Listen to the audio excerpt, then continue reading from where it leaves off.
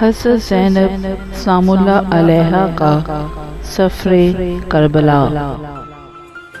سلام نبی کی نواسی پر، سلام علی کی بیٹی پر، سلام فاطمہ کی کلی پر، سلام حسنین کی چہیتی پر۔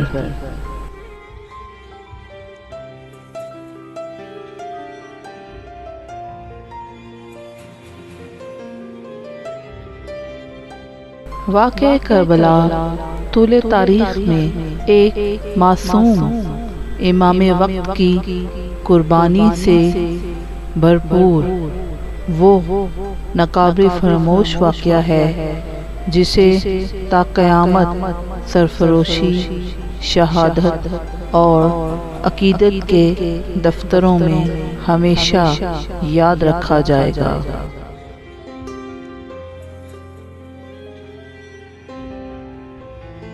پاک نبی حضرت محمد صلی اللہ علیہ وآلہ وسلم کے پاک نواسے امام حسین علیہ السلام نے اپنی جان کا نذرانہ دے کر اپنے نانا کے دین کو بچایا۔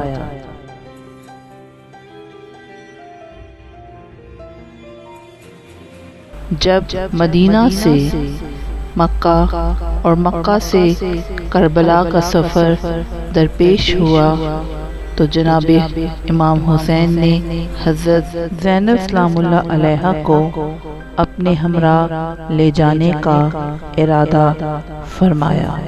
حضرت سیدہ زینب سلام اللہ علیہا اپنے شوہر عبداللہ کے پاس گئیں اور اپنے بھائی کے ساتھ شریک سفر ہونے کی اجازت طلب کی۔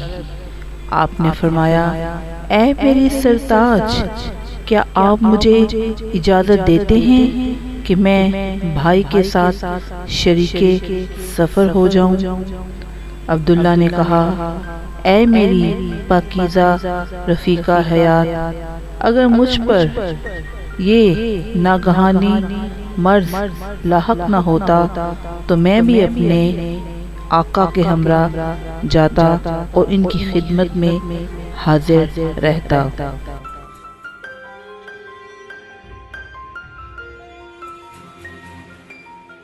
اگرچہ تاریخ میں حضرت عبداللہ کی عدم دستیابی کے کئی طرح کے شواہد اور کئی طرح کی دلیلیں ملتی ہیں، مگر یہ سچ ہے کہ انہوں نے حضرت زینب کو اپنے بھائی کے ہمراہ سفر کرنے کی اجازت دی اور اپنے دو بیٹے اون و محمد کو بھی شریک رہنے کو کہا۔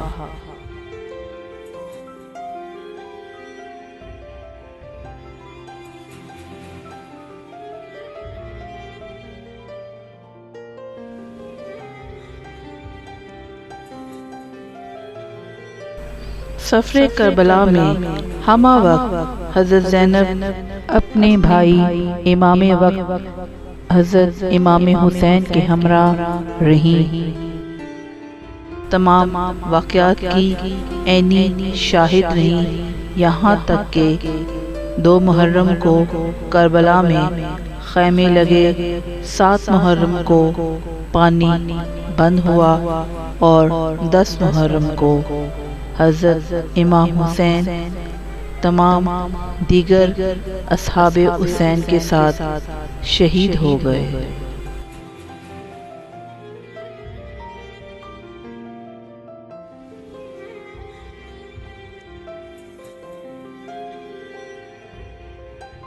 دسویں محرم 61 ہجری کا آفتاب اس حال میں غروب ہوا کہ زمین خون میں غلطاں تھی اور پاک نبی کے پاک نواسے کے ٹکڑے زمین پر جگہ جگہ بکھرے تھے۔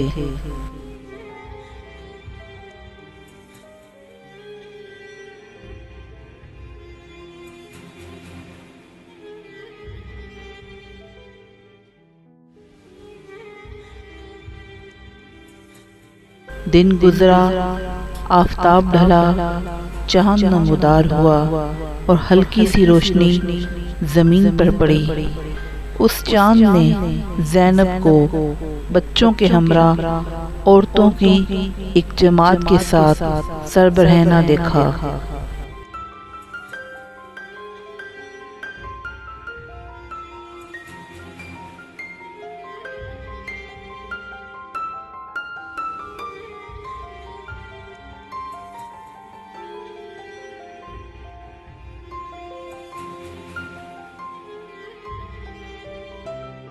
مگر اس حالت میں بھی بنت علی، اخت حسین، ناصرہ امام وقت، ناصرہ امام سجاد ہر ایک کو دلاسا دیتی رہیں، حوصلہ بڑھاتی رہیں، صبر کی تلقین کرتی رہیں۔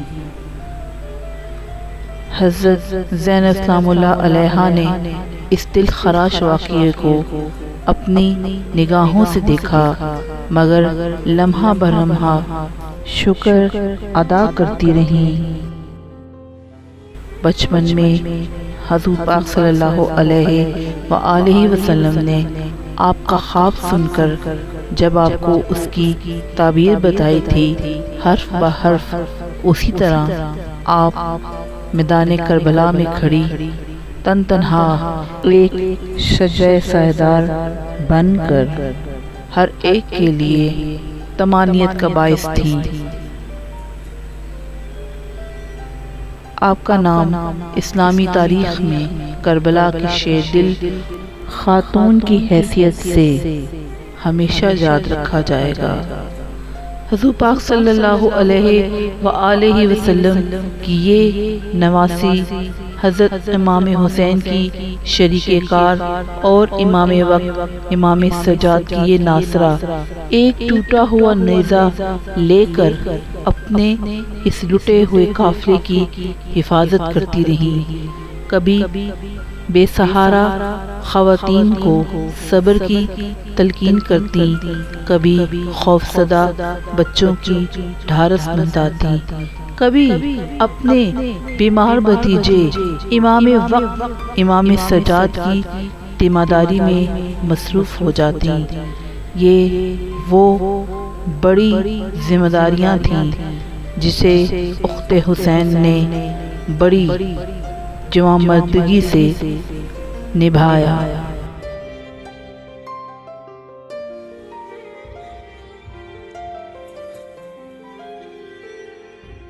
کھلے آسمان تلے رات بسر ہوئی، صبح ہوئی تو یہ نبی زادیاں، بچیاں اور دیگر خواتین بے کجاوا اونٹوں پر سوار کر دی گئیں، مگر حرف شکایت زباں تک نہ آیا، رنج و ملال دل پر چھایا رہا، مگر آنسو آنکھ تک نہ آئے۔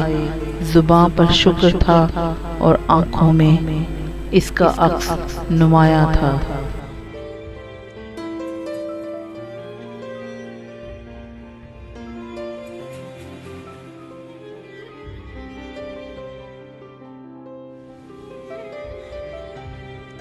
جب جب دنیا میں یہ واقعہ دہرایا جائے گا، زینب کے تمام تر مصائب یاد کر کر کے لوگ آنسو بہائیں گے کہ کس طرح سے انہوں نے تمام مصائب برداشت کیے، مگر اف تک نہ کی اور ہر حال میں راضی بالرضا رہیں۔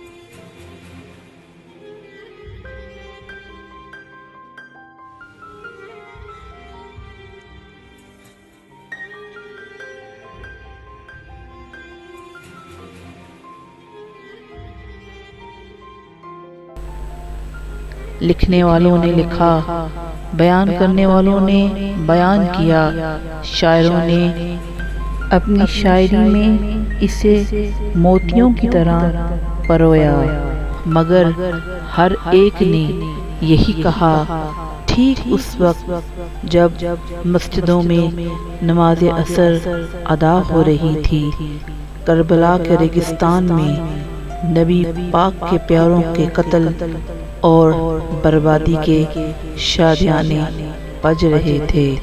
ادھر فتح کے نعرے اور کامیابی کے قہقہے تھے، اور ادھر حسینی خیموں میں آگ کے شعلے آسمان سے باتیں کر رہے تھے، اور اس عالم میں صرف ایک ہی عورت تھی، اور وہ تھی بنت علی، جو اپنے امام وقت کو اپنے کندھوں پہ اٹھائے، آگ سے بچائے، بہت دلاسا دیتے ہوئے ڈھارس بندھائے۔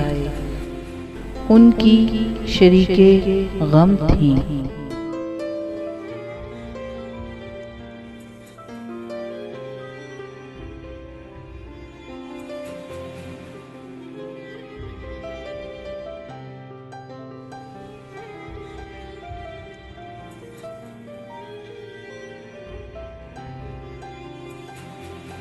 کربلا کا ذرہ ذرہ آج بھی گواہ ہے کہ کس طرح زینب بنت علی نے ایک ایک لمحہ ہر قدم پر ہر ایک مصیبت کا سامنا کیا، مگر صابرہ رہیں، جمیلہ رہیں، اور راضی بالرضا رہیں۔